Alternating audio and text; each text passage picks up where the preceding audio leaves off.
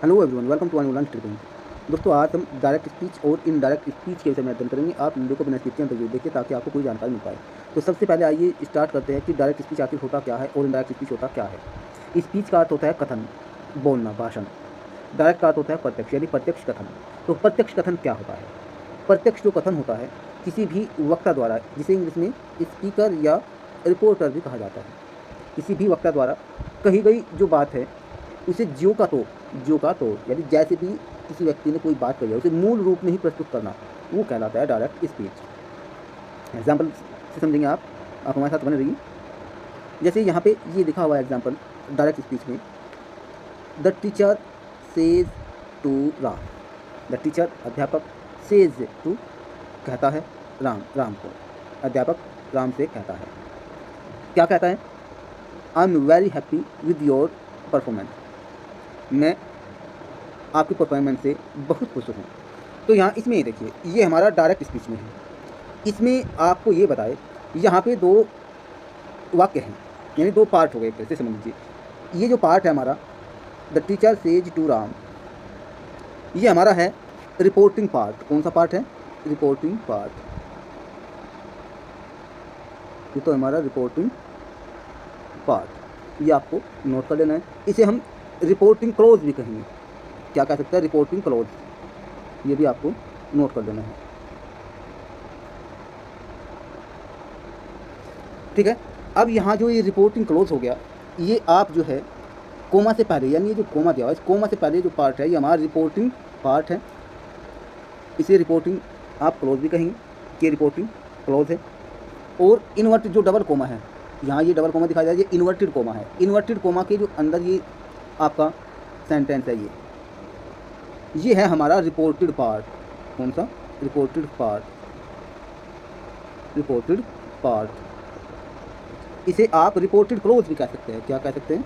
Reported close, ये भी आपको नोट कर लेना है। अभी आप बने रहिए, हर एक डाउट आपको क्लियर होंगे, आपके मन में एक भी डाउट नहीं रहेगा। अब ये जो है यहाँ पे ये जो सेज टू है, ये हमारी है रिपोर्टिंग वर्ब। क्या है ये हमारी? ये तो हो गया हमारा रिपोर्टिंग वर्ब, रिपोर्टिंग वर्ब। और इस रिपोर्टिंग वर्ब का जो इससे पूर्व है ये द टीचर, ये है हमारा सब्जेक्ट है, ये हमारा स्पीकर भी है और ये हमारा जो है रिपोर्टर भी है। क्या है? रिपोर्टर। नेक्स्ट जो है ये हमारे जो ये वर्ब है रिपोर्टिंग वर्ब सेज टू, इसका ऑब्जेक्ट है राम। अब यहाँ द टीचर ने जो बात कही है किसके सामने कही है, यानी किसे कही है? राम से कही है। और ये जो इन्वर्टेड जो कोमा है, ये इन्वर्टेड कोमा के अंदर वाला जो वाक्य है, ये I am very happy with your performance, ये जो कहा गया वाक्य है ये द टीचर द्वारा कहा गया है। किसके द्वारा कहा गया? द टीचर द्वारा। ठीक है। अब इसे हमने जो है जो का तो प्रकट किया है कोमा, इन्वर्टेड कोमा के साथ में, लिखित साक्ष्य के साथ में, इसमें कोई परिवर्तन नहीं है। ये हमारा जो है डायरेक्ट रिपोर्टिंग पार्ट है, ये भी आपको याद रखना है, यानी डायरेक्ट स्पीच है। अब इसके रूल्स क्या है आपको ये ध्यान रखना है। जब हमारा डायरेक्ट स्पीच होगा, डायरेक्ट स्पीच में जो हमारा रिपोर्टिंग जो पार्ट है ये कोमा से पहले आएगा। ठीक है। और इन्वर्टेड कोमा के अंदर आएगा हमारा रिपोर्टेड पार्ट। मैंने दो पार्ट बताए हैं, एक तो आप फिर सुन लीजिए, रिपोर्टिंग पार्ट, एक है रिपोर्टेड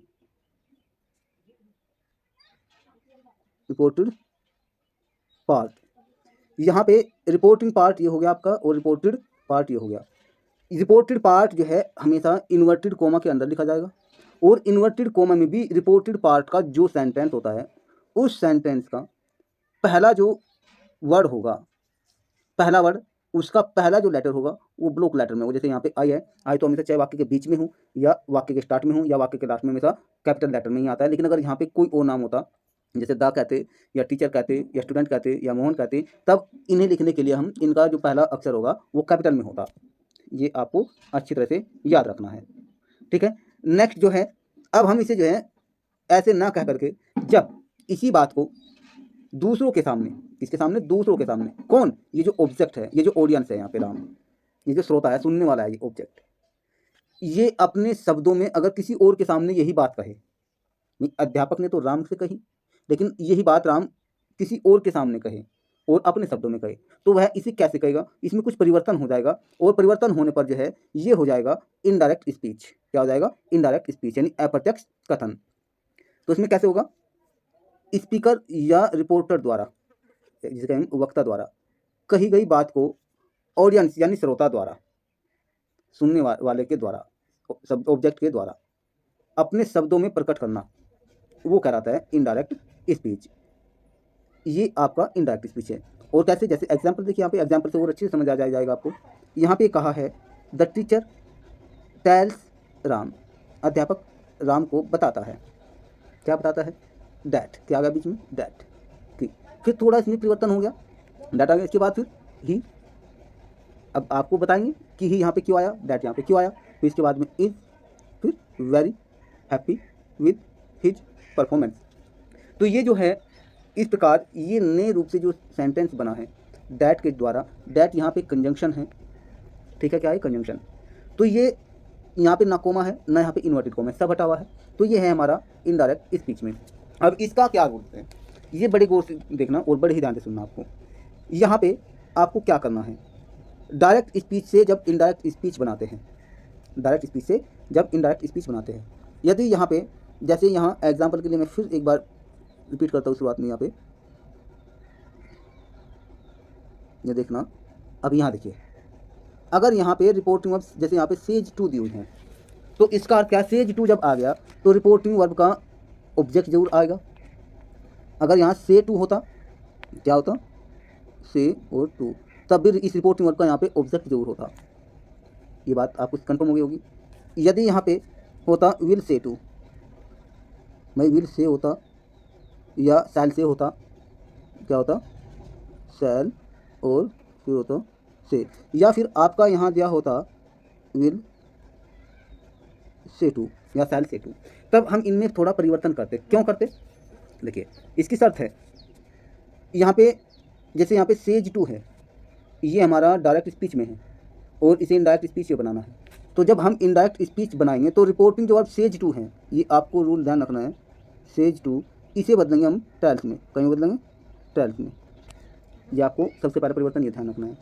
अगर रिपोर्टिंग वर्ब है से टू, क्या है? से टू, तब इसे बदलेंगे हम टेल्स में, ये टैल में, कहीं बदलेंगे टैल में, TELL, टैल, तब इसे बदलेंगे टैल में। यदि यहाँ पे ये भी आपको नोट कर लेना है, रिपोर्टिंग जो वर्ब है यहाँ पे रिपोर्टिंग वर्ब होगी क्या? अगर यहाँ होता सेज, तो इसमें नो चेंज होता, इसमें कोई भी चेंज नहीं होता। क्यों? क्योंकि इसका ऑब्जेक्ट नहीं दिया हुआ है। अगर होता यहाँ पे से, SAY से, तब भी इसमें नो चेंज होता क्योंकि इसका ऑब्जेक्ट नहीं दिया हुआ है। अगर यहाँ पे रिपोर्टिंग वर्ब के स्थान पर यहाँ पे होता विल से, क्या होता? नहीं, विल से या सैल से होता, तब भी इसमें कोई चेंज नहीं होता। क्यों? क्योंकि यहाँ पे इसका ऑब्जेक्ट नहीं दिया होता है। लेकिन इसके अलावा अगर यहाँ पे विल से के बाद में फिर टू आ जाए, क्या आ जाए? नहीं, विल और से, इसके बाद में टू आ जाए, विल से टू या सैल से टू, तब ऐसी कंडीशन में विल तो जो का तो रहेगा, अगर सैल है तो सैल भी जो का तो रहेगा, लेकिन से टू को हम जो है टैल में बदल देंगे, इसे कहेंगे हम विल टैल। विल टैल क्यों कहेंगे? क्योंकि से टू के बाद में ऑब्जेक्ट दिया होगा। सबसे पहला रूल तो आपको ये इसमें ध्यान रखना है, ठीक। दूसरा रूल आपको क्या ध्यान रखना है, अब बात कर लेते हैं हम जो है दूसरे रूल की। इनडायरेक्ट स्पीच जब हम बनाएंगे, इन्वर्टेड कोमा और जो कोमा होता है, ये हम जो है पूरी तरह से इनडायरेक्ट स्पीच में हटा देते हैं। जैसे कि ये देखिए, यहाँ पे इसका इनडायरेक्ट स्पीच बनाया हुआ है और इनडायरेक्ट स्पीच यहाँ पे, ये देखिए यहाँ पे ये इनडायरेक्ट स्पीच है, यहाँ पे कोमा इन्वर्टेड कोमा नहीं लगा हुआ है, तो हम पूरी तरह से कोमा और इन्वर्टेड जो कोमा है वो हटा देते हैं। दूसरा रूल ध्यान रखना आप। फिर नेक्स्ट इसमें रूल क्या है, वाक्य अगर एजर्टिव है, कैसा वाक्य है? एजर्टिव, ASSERTIVE, एजर्टिव यानी विधि सम्मत। एजर्टिव अगर सेंटेंस है, एजर्टिव सेंटेंस दो प्रकार के हो गए, एक तो पॉजिटिव हो गया और एक आपका नेगेटिव हो गया, दोनों कंडीशन के लिए, टेंस के लिए, ठीक है। तब क्या करेंगे आप, तब कोमा इन्वर्टेड कोमा को हटाकर कंजंक्शन डैट का प्रयोग करेंगे। कहीं प्रयोग करेंगे कंजंक्शन डैट का प्रयोग। ये कंजंक्शन है, CONJUNCTION, कंजंक्शन। ये कंजंक्शन क्या होगा? ये डैट है, इस डैट का प्रयोग करेंगे, ठीक है। कई के अनुसार करेंगे, जब रिपोर्टेड जो हमारा पार्ट का जो वाक्य होगा उसकी सेंस के अनुसार, ये आपको ध्यान रखना है। नेक्स्ट जो है इसमें क्या ध्यान रखना है, जो बेहद ही महत्वपूर्ण है, हमारे जब रिपोर्टिंग जो वर्ब है यहाँ पे, जैसे हमने स्टार्टिंग में बताया है, एक बार फिर बैक चलिए आप यहाँ पे, नेक्स्ट रूल इसका क्या होगा वो फिर बैक चलिए आप। यहाँ जो रिपोर्टिंग वर्ब है, जैसे ये दिया हुआ है सेज टू हो, यहाँ पे क्या होता, ये आपका सेज टू तो ये यहाँ पे है ही, सेज टू, या फिर यहाँ जो है से टू होता, या फिर यहाँ वही सेज होता, या फिर यहाँ पे से होता, या फिर यहाँ पे विल से होता, या फिर यहाँ पे सैल से होता, या फिर यहाँ जो है विल से टू या सैल से टू होता। यानी कहने का अर्थ है यहाँ रिपोर्टिंग जो वर्ब है या तो फ्यूचर टेंस में होती या प्रेजेंट टेंस में होती। कौन से टेंस में होती? फ्यूचर टेंस में होती या प्रेजेंट टेंस में होती है। तब ऐसी कंडीशन में जब हम रिपोर्टिंग यानी जब हम डायरेक्ट स्पीच से इनडायरेक्ट स्पीच बनाएंगे तो हमारा जो रिपोर्टेड जो पार्ट है यानी कोमा और इन्वर्टेड कोमा के अंदर वाला जो भाग है ये, इसकी क्रिया का टेंस नहीं बदलता है। ये आपको ध्यान रखना है, टेंस नहीं बदलता है। ये रूल भी आपको अच्छी तरह से ध्यान रखना है। इस कंडीशन में आपको ध्यान रखना है। जैसे यहाँ पे ये वाक्य है I am very happy with your performance. ये बात जो कही है टीचर द्वारा कही गई है, किससे कही गई है? राम से कही गई है, ठीक है, यानी अध्यापक राम से कहता है ये बात। अब यहाँ इसका जो टेंस है प्रेजेंट टेंस है, इजारम वाले सेंटेंस की बात है, इजारम वाले जो वाक्य है उनकी बात है। यहाँ इसमें कोई परिवर्तन नहीं हुआ इसके टेंस में। देखिए एग्जाम्पल ये लिखा हुआ है, ये देखिए यहाँ इसके टेंस में कोई परिवर्तन नहीं हुआ, केवल कहीं में परिवर्तन हुआ, प्रोनाउन में परिवर्तन हुआ है। प्रोनाउन में परिवर्तन का जो नियम है वो हम आगे बताएंगे, अभी आपको हमारे साथ बने रहना है। तो ये बात क्लियर होगी आपकी। और लास्ट में जो है कॉमन इन्वर्टेड कोमा हटाओ, फिर लास्ट में लगाएंगे हम फुल स्टॉप। ये हमारे कुछ रूल हुए। पहले रूल, फर्स्ट रूल है हमारा ये देखिए यहाँ पे लिखा हुआ है rule first, reported speech is not changed if the reporting verb is in the present और फ्यूचर टेंस। जैसे यहाँ पे रिपोर्टिंग वर्ब क्या है? सेज है। इस सेज का यहाँ पे कोई सब्जेक्ट नहीं है। जब हम इसे, ये तो हमारा डायरेक्ट स्पीच में है, राम सेज, राम कहता है, Ravi killed a lion, Ravi ने एक शेर मारा या रवि ने शेर मारा। तो ऐसी कंडीशन में जब इसका इनडायरेक्ट स्पीच बनाएंगे हम, क्या होगा? राम सेज सेम रहेगा। ये सारा यहाँ पे हमारा कौन सा पार्ट है? यहाँ पे रिपोर्टिंग पार्ट है, रिपोर्टिंग क्लोज भी आप इसे कह सकते हैं। इस रिपोर्टिंग क्लोज का राम सब्जेक्ट है और रिपोर्टिंग वर्ब है हमारी सेज है और इसका ऑब्जेक्ट नहीं है, और इसका हमें इनडायरेक्ट स्पीच बनाना है। कॉमन इन्वर्टेड कोमा उठा कंजंक्शन दैट का प्रयोग करेंगे। फिर जो ये वाक्य दिया हुआ है, यहाँ रवि है नाउन है, लायन है नाउन है, ये वर्ब जो है पास्ट नफी टेंस में वाक्य है तो उसमें कोई परिवर्तन नहीं होगा। तो हम क्या करेंगे? रवि किल्ड ए लायन और बाद में फुल स्टॉप। इस प्रकार आप डायरेक्ट स्पीच से इनडायरेक्ट स्पीच बनाएंगे। नेक्स्ट है दे से। डायरेक्ट स्पीच में दे से वे कहते हैं, क्या कहते हैं? Satish has come from Delhi, Satish Delhi से आ चुका है। अब यहाँ दे दिया है, यानी दे ने, ये जो सब्जेक्ट है दे ने बात कही है Satish has come from Delhi. किसी के सामने तो कही है लेकिन ऑब्जेक्ट यहाँ छिपा हुआ है, नहीं लिखा हुआ है। तो क्या कहेंगे इनडायरेक्ट स्पीच बनाते समय? दे से। फिर कोमा इन्वर्टेड कोमा को उठाइए, कंजक्शन दैट का प्रयोग करेंगे। फिर ये जो सेंटेंस दिया हुआ है, सतीश हमारे यहाँ पे नाउन है, सेम रहेगा। और जो has come present perfect tense का वाक्य है, इसमें कोई परिवर्तन नहीं होगा। क्यों? क्योंकि हमने पहले ही कहा है रिपोर्टिंग वर्ब फ्यूचर या प्रेजेंट टेंस में अगर हो तो रिपोर्टेड पार्ट की क्रिया का टेंस नहीं बदलता है। ये आपको ध्यान रखना है। और बाद में आ जाएगा full stop, common inverted coma सब हटा दिया जाएगा। अब इसमें यहाँ सतीश जो है ये दिया हुआ है, इसका पहला लेटर हम कैपिटल लेटर में लिखेंगे क्योंकि ये तो नाउन है। अगर यहाँ होता यू या ही या सी या माई, तो अब इनका, या एलिफेंट होता या काउ होता, तब इनका हम जो है नहीं लिखते, ये स्मॉल लेटर में लिखते हैं। नेक्स्ट है, अब यहाँ दिया हुआ है डायरेक्ट स्पीच में दे से टू रमन, दे से टू रमन, वे रमन से कहते हैं, क्या कहते हैं? Rohan brother has been ill, ठीक है, रोहन का भाई बीमार रहा है या रोहन का भाई बीमार हो चुका है, ये भी कह सकते हैं आप। अब यहाँ जो है ऐसी कंडीशन में, यहाँ जब इनडायरेक्ट स्पीच इसका बनाएंगे, यहाँ दे तो सेम रहेगा, से टू को बदलेंगे हम टैल में, फिर रमन आ गया। यहाँ कॉमन इन्वर्टेड कोमा को हटाइए, कंजक्शन दैट का प्रयोग करेंगे, बाकी वाक्य सेम लिखेंगे। क्यों लिखेंगे? क्योंकि यहाँ से टू प्रेजेंट टेंस में है रिपोर्टिंग वर्ब, जब प्रेजेंट टेंस में या फ्यूचर टेंस में रिपोर्टिंग वर्ब है तो इन्वर्टेड जो कोमा होता है वो जो वाक्य है इसका टेंस नहीं बदलते हैं। बात क्लियर हुई? नेक्स्ट जो है यहाँ पे दिया हुआ है, जैसे यहाँ एग्जाम्पल लिखा हुआ है डायरेक्ट स्पीच में, he says to my parents, वह मेरे माता पिता से कहता है, क्या कहता है? आकाश वॉज टेलिंग ए लाई, आकाश झूठ बोल रहा था। अब ये हमारा डायरेक्ट स्पीच में है, ही यहाँ हमारा क्या है? सब्जेक्ट है, माई पेरेंट्स क्या है? यहाँ ऑब्जेक्ट है, ठीक है, और सेज टू क्या हमारे यहाँ रिपोर्टिंग वर्ब है, प्रेजेंट टेंस में है। इनडायरेक्ट स्पीच हमें इसका बनाना है तो ही का तो ही, जो का तो रहेगा। क्योंकि यहाँ जो पार्ट है ये भी आपको ध्यान रखना है, ये जो पार्ट है इसमें रिपोर्टिंग पार्ट, रिपोर्टिंग पार्ट में जो है नियम के अनुसार केवल रिपोर्टिंग वर्ब में परिवर्तन होता है, बाकी इसके सब्जेक्ट में और ऑब्जेक्ट में परिवर्तन नहीं होता। परिवर्तन सब्जेक्ट और ऑब्जेक्ट में होता है, जो इन्वर्टेड कोमा वाला जो वाक्य होता है इसमें कई के अनुसार, नियम के अनुसार। और ये नियम क्या है वो आगे पढ़ेंगे। तो यहाँ क्या हो जाएगा, ही सेज टू को बदल देंगे टेल्स, ही टेल्स, फिर माई पेरेंट्स, ये आ गया। फिर कॉमन इन्वर्टेड कॉमा का होता है कंजंक्शन दैट का प्रयोग करेंगे आप। बाद में जो वाक्य दिया हुआ है आकाश वो स्टाइलिंग वाला है, इसमें कोई परिवर्तन नहीं करेंगे। क्यों, वही हम बार बार रिपीट कर रहे हैं, क्योंकि रिपोर्टिंग वर्ब जो है यहाँ पे कौन टेंस में है, प्रेजेंट टेंस में है। प्रेजेंट टेंस में होने के लिए से होता सेज या सेज टू, ये आपको ध्यान रखना है। यहाँ प्रेजेंट का परफेक्ट भी हो सकता था, हैव सेड या हैव सेड टू, तभी हम नहीं चेंज करते। तो अब नेक्स्ट दिया हुआ है example, he will say, direct speech में है, कॉमन इन्वर्टेड कॉमा आ गया, सुहानी विल नेवर बी लेट, ये वाक्य दिया हुआ है। अब इसका हमें इनडायरेक्ट स्पीच बनाना है। बनाएंगे कैसे, याद देखिए, ये जो है ही विल से सेम रहेगा, ही विल से क्यों रहेगा सेम, क्योंकि विल से को हम नहीं बदलेंगे, विल से के बाद में कोई ऑब्जेक्ट नहीं दिया हुआ है।